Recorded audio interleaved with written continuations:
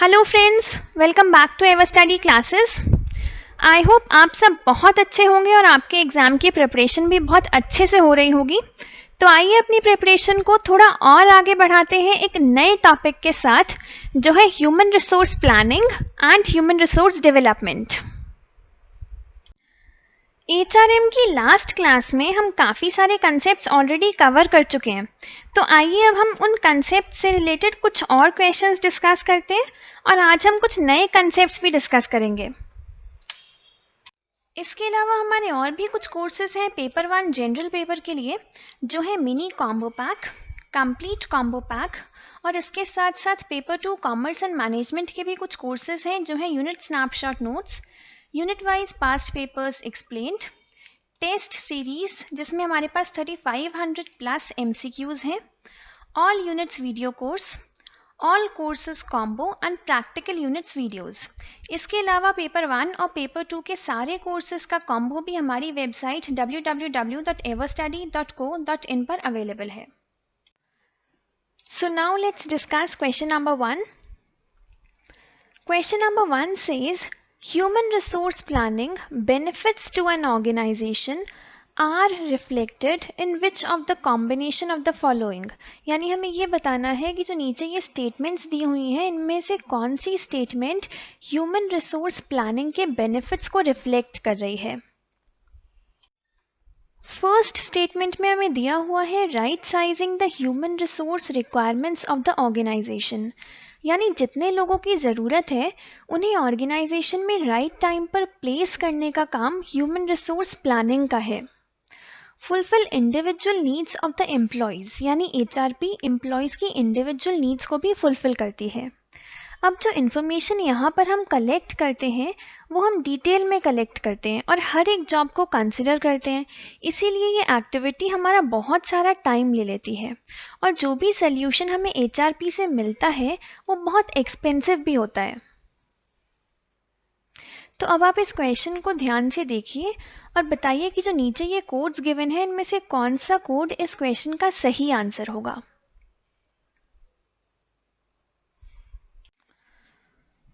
Come on guys, write your answers quickly. So now let's discuss the correct answer to question number 1. So the correct answer is option C, यानी कि हमारी first और second statement human resource planning के benefits को reflect कर रही हैं। तो HRP के बेनिफिट्स और लिमिटेशंस को डिस्कस कर लेते हैं।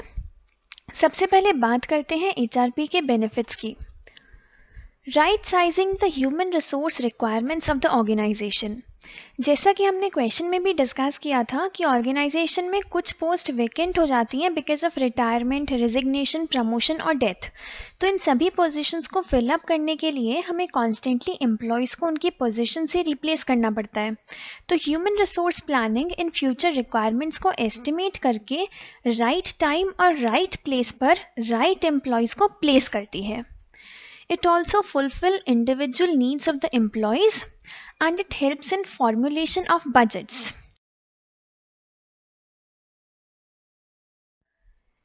HRP also helps to meet expansion and diversification needs of the organization. जब organization expand होगी तो definitely और employees की ज़रूरत होगी और ये देखना भी HRP का काम है कि changing environment के हिसाब से skilled employees को organization में लाया जाए। Next is counter balance insecurity and change. अब कभी कभी ऐसा भी होता है कि ह्यूमन रिसोर्सेज तो ज़रूरत के हिसाब से सही हैं पर मशीन, मटेरियल और मनी ही नहीं है, तो वो अपना काम कैसे करेंगे। तो ये मैनेज करना भी HRP का ही काम है। अब बात करते हैं HRP की लिमिटेशंस की। HRP एक टाइम कंज्यूमिंग एक्टिविटी है और इसके साथ साथ ये एक एक्सपेंसिव प्रोसेस भी है और ये दोनों बातें हमें क्वेश्चन की थर्ड और फोर्थ स्टेटमेंट्स में गिवन है और इस वजह से ये दोनों स्टेटमेंट्स HRP की बेनिफिट्स नहीं बल्कि लिमिटेशंस को रिफ्लेक्ट कर रही हैं। अब जैसा कि हम सब जानते हैं कि फ्यूचर तो हमेशा अनसर्टेन होता है और इससे एम्प्लॉयमेंट सिचुएशन भी इफ़ेक्ट होती है और इसका सबसे बड़ा एग्जाम्पल आज हम सबके सामने है कोविड-19। और करंट सिचुएशंस के हिसाब से कंपनी की रिक्वायरमेंट्स भी हमेशा चेंज होती रहती हैं। Therefore HRP can only be a guiding factor, और हम इस पर पूरी तरह से डिपेंड होकर इसके हिसाब से कोई डिसीजंस नहीं ले सकते।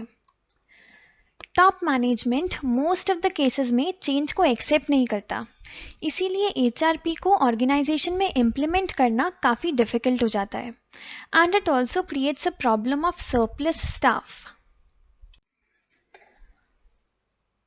आई होप आपको ये क्वेश्चन अच्छे से समझ में आया होगा। तो चलिए अब नेक्स्ट क्वेश्चन डिस्कस करते हैं। So now let's discuss question number 2। ये एक match the following type question है। In the following two sets, set 2 mentions the description of the word given in set 1, match the two sets। तो set 1 में यहाँ पर जो हमें elements given है उनके करेक्ट डिस्क्रिप्शंस कहीं ना कहीं सेट 2 में प्रेजेंट हैं, तो हमें सेट 1 के एलिमेंट्स को उनके सही डिस्क्रिप्शन के साथ मैच करना है। तो सबसे पहले सेट 1 के एलिमेंट्स को डिस्कस करते हैं। सबसे पहले हमारे पास regression analysis, then computerised forecast, Delphi technique and management judgement. अब सेट 2 के कंटेंट्स की बात करते हैं। जो सबसे पहली टेक्निक की यहाँ बात की गई है, इस टेक्निक में हम फ्यूचर मैन पावर नीड्स को डिटरमिन करते हैं फर्म की सेल्स, प्रोडक्शन क्वांटिटी और पर्सोनल रिक्वायरमेंट्स को एस्टिमेट करके using computers and software. Next technique में हम 2 या 2 से ज़्यादा इंटर रिलेटेड सीरीज़ की मूवमेंट की बात कर रहे हैं। इस टेक्निक को यूज़ करके हम ये मेजर कर सकते हैं कि एक वेरिएबल में चेंजेस आने से दूसरे वेरिएबल पर इसका क्या इफ़ेक्ट होगा।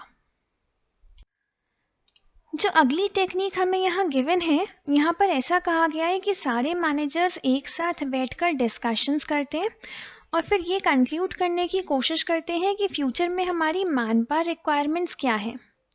फोर्थ नंबर पर जो हमारे पास टेक्निक है, इस टेक्निक में एक फैसिलिटेटर अपॉइंट किया जाता है जो मैन पावर नीड्स को रिटन में एक्सपर्ट से रिक्वेस्ट करता है और उसकी कलेक्टेड इंफॉर्मेशन के बेसिस पर हम डिसीजंस लेते हैं। तो अब आप इस क्वेश्चन को ध्यान से देखिए और हमें ये बताइए कि जो नीचे ये कुछ ऑप्शंस गिवन है इनमें से कौन सा ऑप्शन इस क्वेश्चन का सही आंसर होगा। कम ऑन गाइस, जल्दी से अपने आंसर्स हमें बताइए।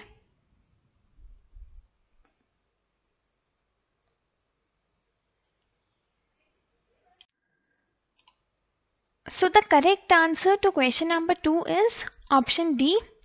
तो ये सभी यहाँ पर जो हमें गिवन है ये ह्यूमन रिसोर्स प्लानिंग की टेक्निक्स हैं। तो आइए एक बार इन टेक्निक्स को डिस्कस करते हैं। सबसे पहले बात करते हैं रिग्रेशन एनालिसिस की। रिग्रेशन एनालिसिस में हम 2 या फिर 2 से ज़्यादा इंटर रिलेटेड सीरीज़ के मूवमेंट को आइडेंटिफाई करते हैं और ये मेजर करते हैं कि एक वेरिएबल में चेंजेस का दूसरे वेरिएबल पर क्या इफेक्ट होगा। नेक्स्ट है हमारे पास यहाँ पर computerised forecast.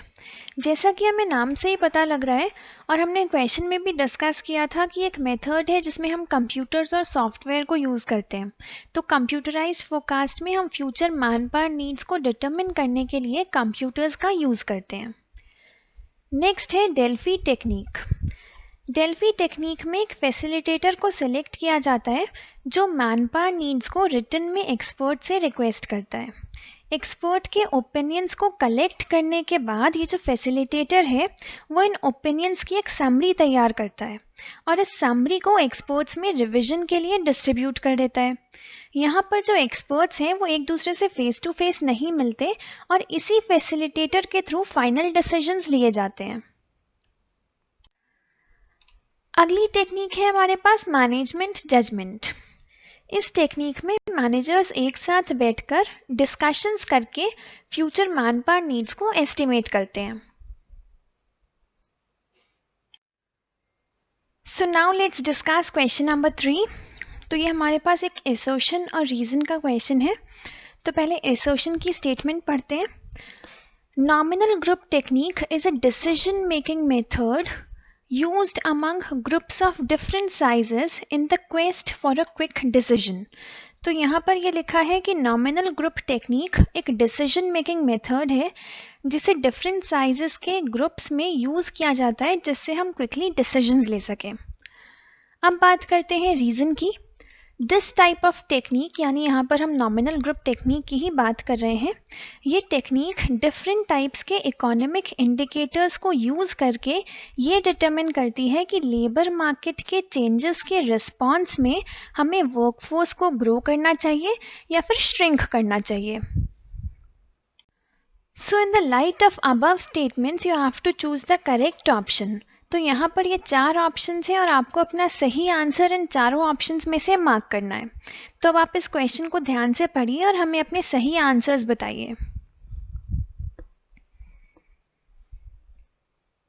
Come on guys, I am waiting for your answers.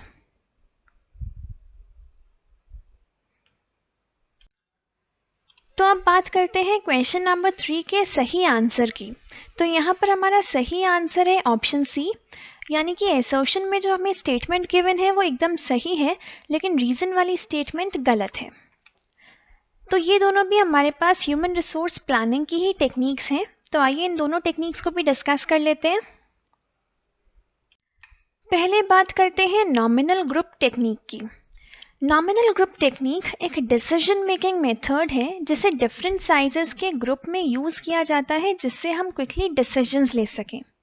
और यही बात हमें हमारे असर्शन में गिवन है, तो ये स्टेटमेंट एकदम सही है.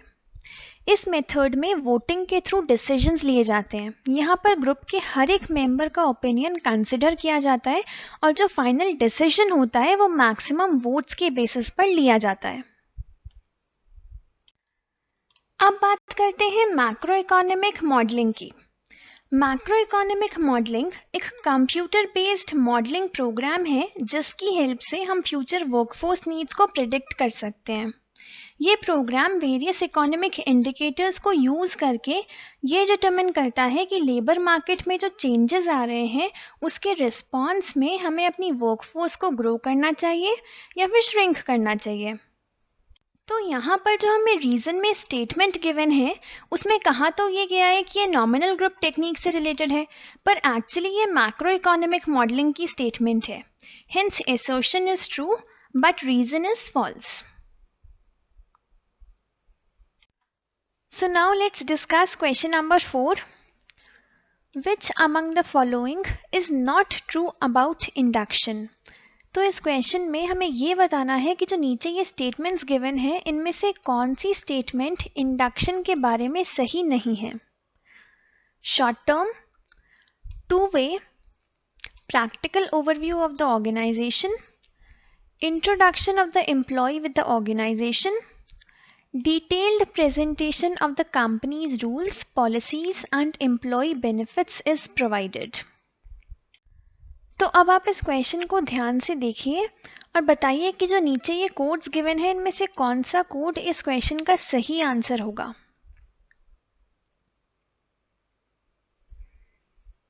Come on guys, give your answers quickly. So now let's discuss the correct answer to question number 4. So the correct answer is option C, यानी कि सेकेंड और थर्ड स्टेटमेंट इंडक्शन के बारे में सही नहीं है.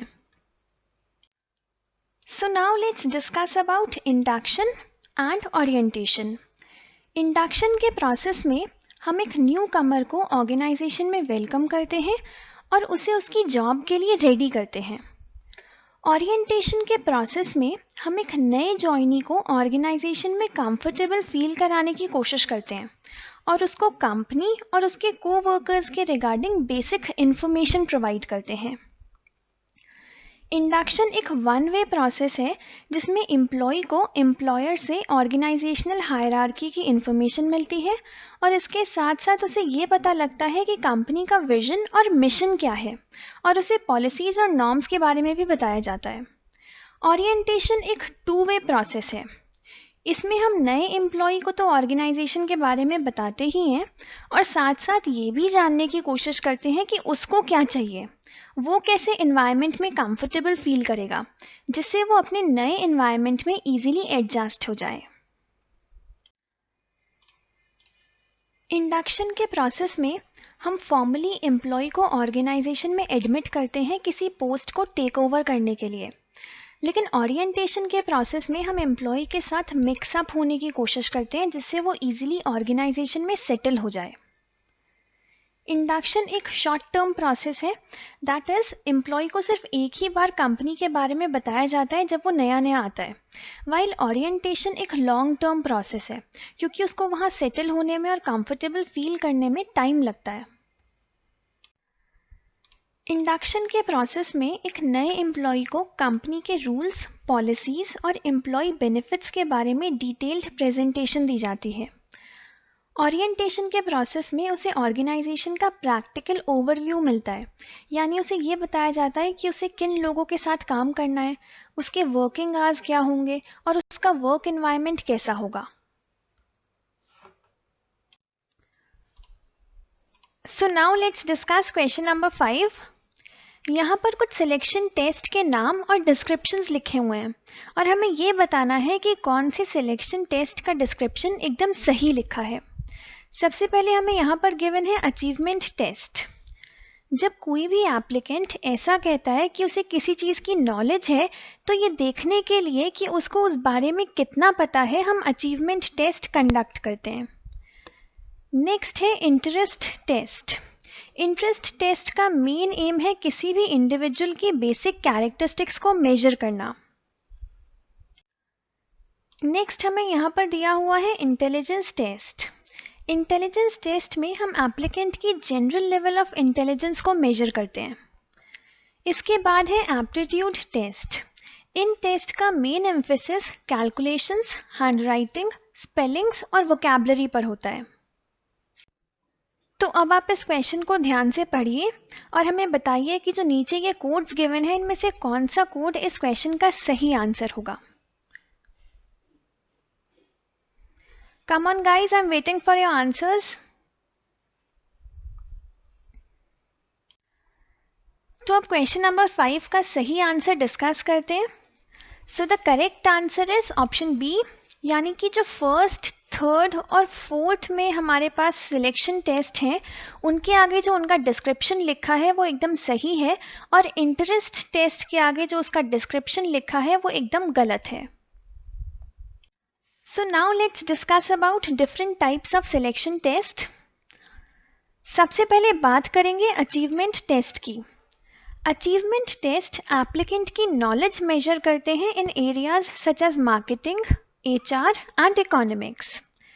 जब कोई भी एप्लीकेंट ये क्लेम करता है कि उसे कुछ स्पेसिफिक नॉलेज है, तब हम अचीवमेंट टेस्ट कंडक्ट करके ये पता लगा सकते हैं कि उसे एक्चुअली उस सब्जेक्ट के बारे में कितना पता है।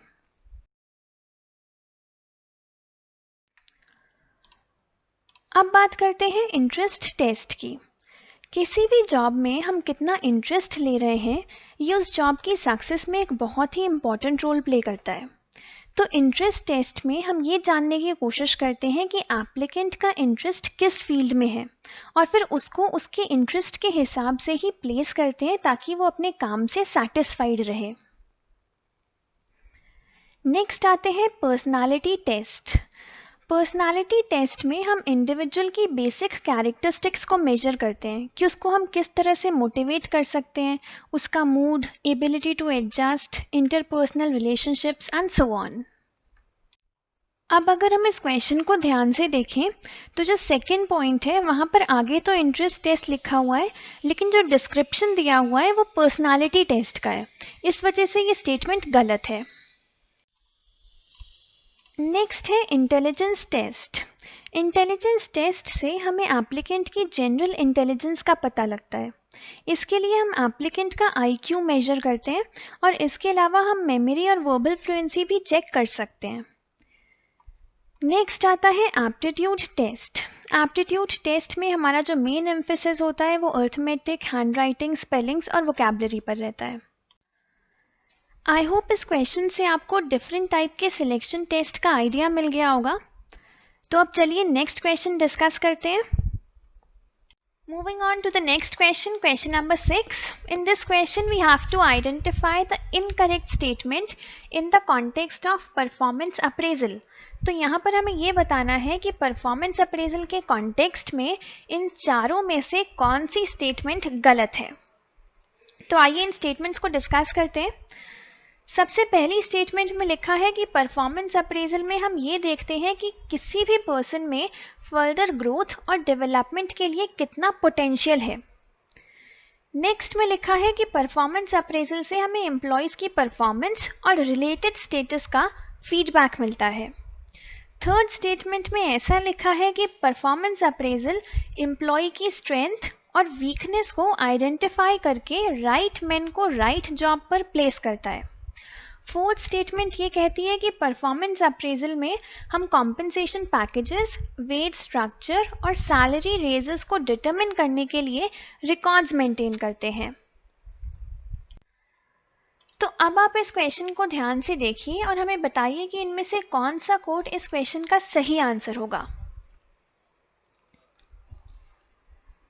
Come on guys, write your answers quickly. I'm waiting for your answers.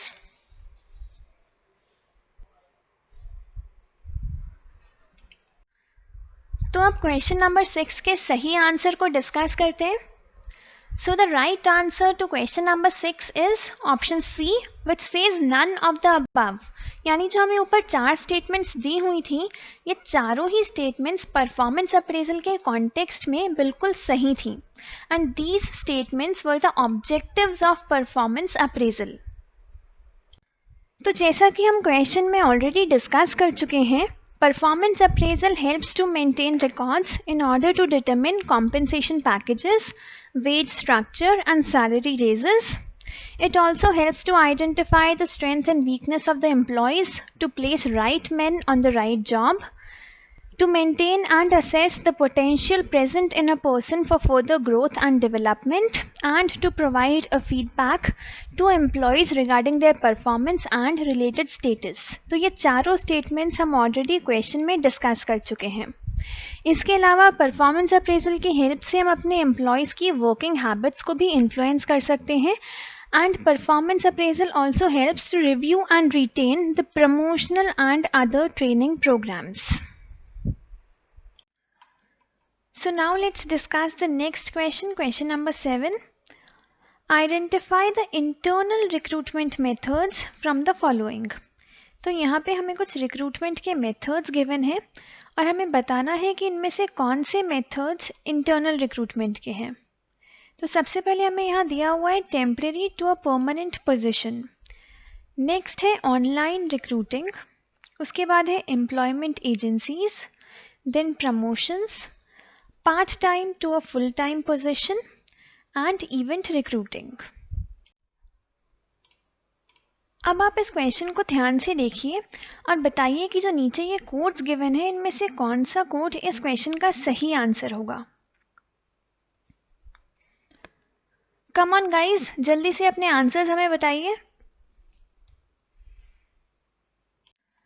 So now let's discuss the correct answer to question number 7. So the correct answer is option A. यानी कि first, fourth और fifth हमारे internal recruitment के methods हैं और जो बाकी के 3 हैं वो एक्सटर्नल रिक्रूटमेंट के मेथड्स हैं. तो अब इंटरनल और एक्सटर्नल रिक्रूटमेंट के बारे में डिस्कस करते हैं. पहले बात करते हैं इंटरनल रिक्रूटमेंट की. इंटरनल रिक्रूटमेंट के प्रोसेस में हम अपनी ऑर्गेनाइजेशन की वैकेंट पोजीशंस को फिल अप करने के लिए एग्जिस्टिंग एम्प्लॉयज़ को ही ट्रांसफ़र या फिर प्रमोट कर देते हैं या फिर पार्ट टाइम एम्प्लॉय को फुल टाइम बना देते हैं. और अगर कोई नया मेंबर बाहर से आ भी रहा है तो वो एग्जिस्टिंग एम्प्लॉयज़ ही अपने किसी फ्रेंड या फिर रिलेटिव को लेकर आ रहे हैं. इसके लिए एचआर डिपार्टमेंट इंटरनली ही वैकेंसी को एडवर्टाइज करता है और एग्जिस्टिंग एम्प्लॉयज़ ही उन पोजीशंस पर अप्लाई कर देते हैं.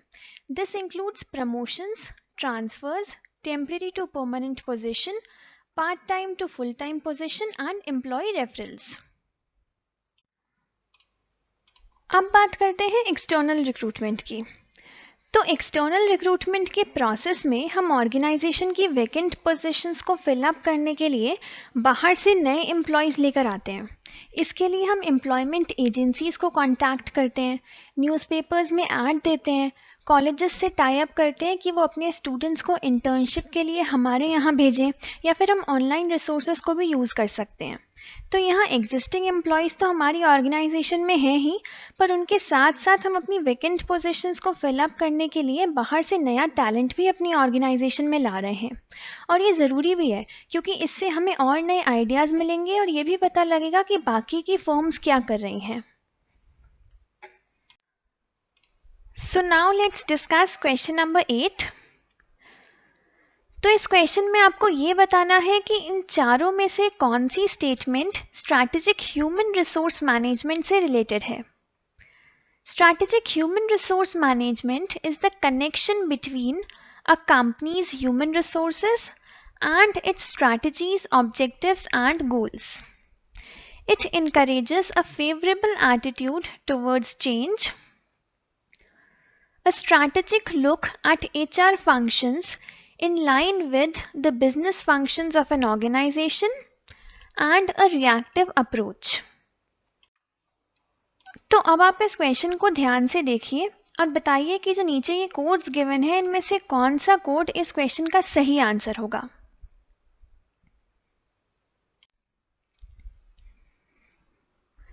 Come on guys, right your answers quickly. अब तो हमने एचआरएम के काफ़ी सारे क्वेश्चंस डिस्कस कर लिए हैं और आपका अच्छा रिवीजन भी हो गया है, तो अब जल्दी जल्दी से अपने आंसर्स दीजिए। So now let's discuss the correct answer to question number 8। तो क्वेश्चन नंबर 8 का सही आंसर है ऑप्शन सी, यानी कि हमारी फर्स्ट, सेकंड और third statement strategic human resource management से रिलेटेड है। स्ट्रैटेजिक ह्यूमन रिसोर्स मैनेजमेंट एक मैनेजरियल फंक्शन है जो ये इम्प्लाई करता है कि हमें एचआर स्ट्रैटेजीज को इस तरह से फ्रेम करना है जिससे एम्प्लॉयज़ ऑर्गेनाइजेशनल गोल को अचीव करने के डायरेक्शन में काम कर सकें। स्ट्रैटेजिक ह्यूमन रिसोर्स मैनेजमेंट एक प्रोएक्टिव अप्रोच है। तो यहाँ पर जो हमें फोर्थ स्टेटमेंट दी हुई थी जिसमें लिखा था कि एक रिएक्टिव अप्रोच है, ये स्टेटमेंट गलत है। प्रोएक्टिव होने का मतलब ये है कि हम ये इंतज़ार नहीं करते कि कुछ गलत हो उसके बाद हम उसे सही करें, बल्कि जब हमें लगता है कि कुछ गलत हो रहा है तब हम पहले से ही एक्शन ले लेते हैं। SHRM चेंज की तरफ एक फेवरेबल एटीट्यूड को इनकरेज करता है और जो भी हमारी प्रॉब्लम्स और अपॉर्चुनिटीज़ हैं उनको टैकल करने के लिए ये एक कोऑपरेटिव, इंटीग्रेटेड और इंथुजियास्टिक अप्रोच है। किसी भी ऑर्गेनाइजेशन में जो लोग काम करते हैं वो बहुत ही इम्पॉर्टेंट रोल प्ले करते हैं, जिनकी वजह से वो ऑर्गेनाइजेशन फंक्शन करती है। इसीलिए SHRM के प्रोसेस में हम HR फंक्शंस और बिजनेस फंक्शंस दोनों को ही एक साथ लेकर चलते हैं। So now let's discuss question number 9। यहाँ पर एक बहुत बड़ी सी स्टोरी लिखी हुई है, तो आइए पहले इस स्टोरी को समझने की कोशिश करते हैं। एग्जाम में ऐसे क्वेश्चंस भी आते हैं, कंसेप्चुअल क्वेश्चंस। कुछ एग्जाम्पल्स गिवन होते हैं और फिर हमें बताना होता है कि ये एग्जाम्पल किस कंसेप्ट के हैं। तो इमेजिन करिए कि आपकी कंपनी में आपने एक नया सेल्स रिप्रेजेंटेटिव हायर किया, फिर आपने उसे फॉर्मल ट्रेनिंग दी जिसके लिए आपका अलग से स्टाफ डेडिकेटेड था, और आपकी कंपनी के मैनेजर्स भी उसे रेगुलर इनफॉर्मल कोचिंग दे रहे हैं। अब जैसे जैसे वो अपना करियर आपके साथ कंटिन्यू कर रहा है, आप उसे और ज़्यादा अपॉर्चुनिटीज़ दे रहे हैं और आप उसके लिए अलग से भी स्टाफ को हायर कर रहे हैं कि उसको ट्रेनिंग दी जाए, उसको नई स्किल्स सिखाई जाए जिससे वो अपने काम को और ज़्यादा एफिशिएंटली परफॉर्म कर पाए। फाइनली जैसे जैसे उसे और ज़्यादा एक्सपीरियंस हो गया और ज़्यादा नॉलेज हो गई, आपने उसे लीडरशिप रोल असाइन कर दिया जिसमें और ज़्यादा स्पेशलाइज्ड मैनेजमेंट ट्रेनिंग की ज़रूरत है। इस टाइम पर एम्प्लॉय ऑर्गेनाइजेशन की तरफ बहुत ही ज़्यादा थैंकफुल फील कर रहा है कि ऑर्गेनाइजेशन में उसकी इफेक्टिवनेस और प्रोडक्टिविटी पर ध्यान दिया गया है जिससे कंपनी को भी सक्सेस मिली है। तो यहाँ पर हम किस कंसेप्ट की बात कर रहे हैं? Human resource planning, human resource development, strategic human resource development और नन ऑफ द अबव। तो अब आप इस क्वेश्चन को समझने की कोशिश कीजिए और हमें बताइए कि जो नीचे ये 4 ऑप्शंस हैं इनमें से कौन सा ऑप्शन इस क्वेश्चन का सही आंसर होगा।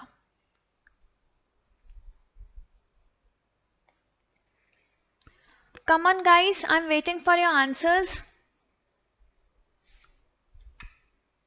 Write your answers quickly.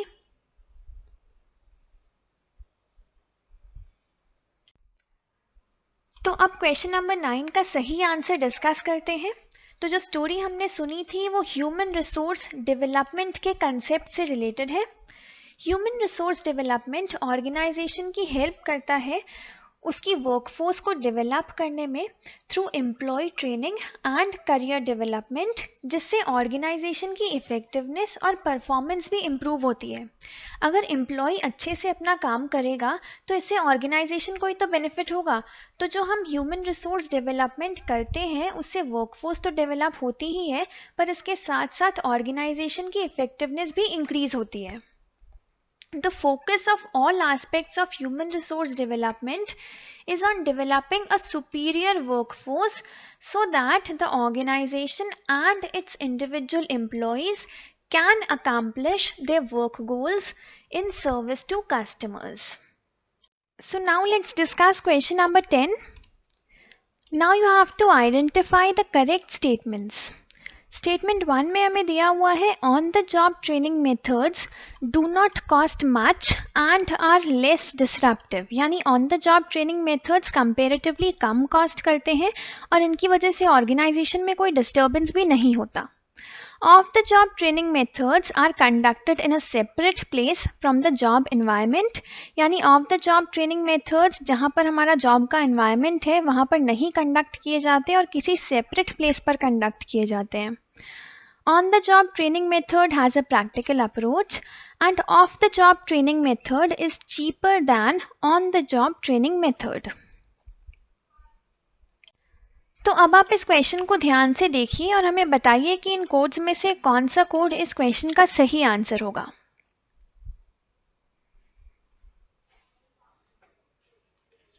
Come on guys, I'm waiting for your answers. Write your answers quickly.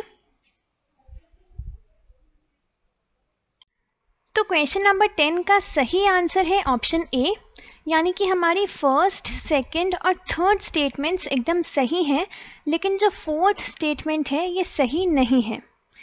तो आइए एक बार ऑन द जॉब ट्रेनिंग और ऑफ द जॉब ट्रेनिंग के बारे में डिस्कस कर लेते हैं। ऑन द जॉब ट्रेनिंग में जो एम्प्लॉयज़ की ट्रेनिंग होती है वो वर्क लोकेशन पर ही होती है, जब वो अपनी एक्चुअल जॉब भी परफॉर्म कर रहे होते हैं। लेकिन अगर हम ऑफ द जॉब ट्रेनिंग की बात करें तो यहाँ पर हम एम्प्लॉयज़ को किसी सेपरेट लोकेशन पर ले जाते हैं और फिर वहाँ पर जाकर उनको ट्रेनिंग दी जाती है। अब क्योंकि आप अपनी वर्क प्लेस पर ही हैं तो on the job training method में आप प्रैक्टिकली चीज़ों को परफॉर्म करके देख सकते हैं, लेकिन ऑफ द जॉब ट्रेनिंग में आप एक अलग लोकेशन पर हैं जिसका आपकी वर्क लोकेशन से कोई भी लेना देना नहीं है, इसीलिए ये अप्रोच थ्योरेटिकल है। Location of on the job training would be at the workplace and in case of off the job training it would be away from the workplace. On the job training में you learn by performing and off the job training में you learn by acquiring knowledge. On the job training में आपका काम नहीं रुकता है, आप जहाँ पर हैं वहाँ पर आप अपना काम भी कर रहे हैं और जो नई चीज़ सीख रहे हैं आप उसे भी अप्लाई कर रहे हैं। लेकिन अगर हम ऑफ द जॉब ट्रेनिंग की बात करें तो आप कहीं सेपरेट जगह पर जाकर कुछ क्लासेस अटेंड कर रहे हैं, तो इस वजह से जो आपका रूटीन वर्क है वो आप परफॉर्म नहीं कर पा रहे हैं और आपका रोज़ का काम डिस्टर्ब हो रहा है। ऑन द जॉब ट्रेनिंग के लिए ना तो हमें अलग से कोई जगह चाहिए, ना ही किसी एम्प्लॉय का काम हम रोक रहे हैं, तो इसीलिए ये प्रोसेस इनएक्सपेंसिव है, लेकिन जो ऑफ द जॉब ट्रेनिंग का प्रोसेस है वो हमें एक्सपेंसिव पड़ता है। So thank you so much for watching this video. Please like, subscribe and share. In case of any query, you can reach us at the details mentioned on your screen. You can download the PDF of this video from our Telegram channel and you can also download our free learning app from Google Play Store. For full courses, please visit www.everstudy.co.in. Thank you.